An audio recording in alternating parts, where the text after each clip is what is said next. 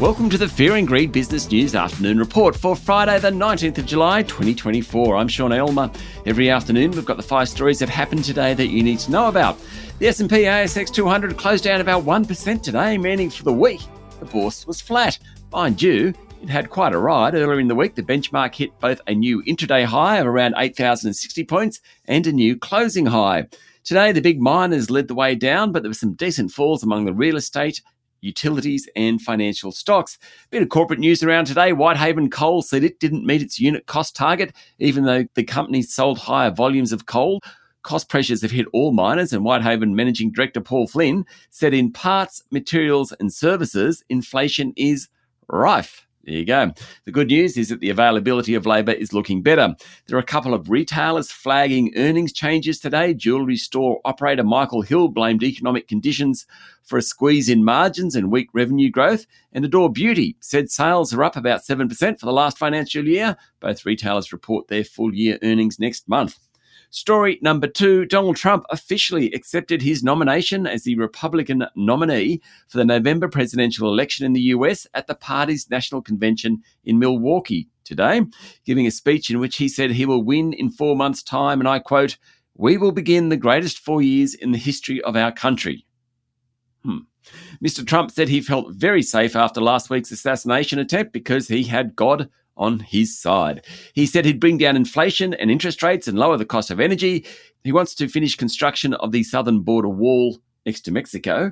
And he said he'll end both the Russia, Ukraine and Israel Gaza wars, though he didn't actually give any details how he was going to do that. It's quite the show. Hulk Hogan was there, so too Kid Rock ramping up the crowd.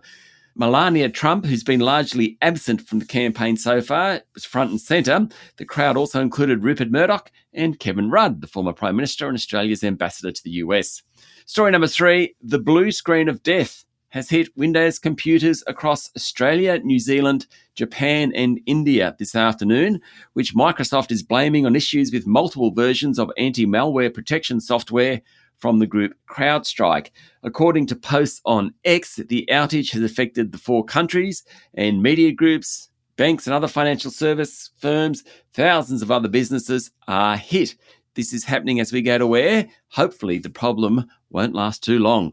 Story number 4, Lifestyle's Communities share price tumbled today after it withdrew forward guidance, blaming interest rate rises, high inflation, ongoing insolvencies in the building sector and the media.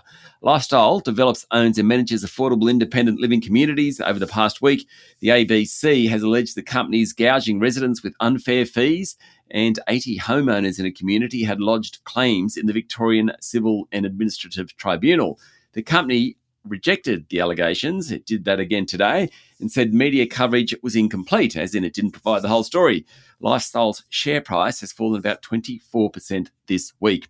And story number 5, a crackdown on password sharing, a push into advertising, and a strong viewing lineup has helped Netflix push its quarterly profit up 44%. Well above expectations. The streaming service added 8 million subscribers globally in the 3 months to the end of June. It now has nearly 278 million subscribers, up 37% from a year ago. Netflix's share price is up more than 30% this year. Since mid-2022, a couple of years ago, Netflix has been blocking the previously widespread practice of sharing subscriber passwords with friends and families living outside households. It also introduced commercials for the first time as part of a low-priced version of its service. Since those moves began rolling out, Netflix has picked up nearly 55 million more paying customers. It's also cut back on spending, particularly around some movies and series. That's it for the afternoon report for Friday, the 19th of July, 2024. I sure hope that blue screen of death hasn't hit your laptop. Adam Lang, guest judge Stephen Koukoulas and I will be back tomorrow morning with the weekend edition of Fear and Greed Business News. I'm Sean Aylmer. Enjoy your evening.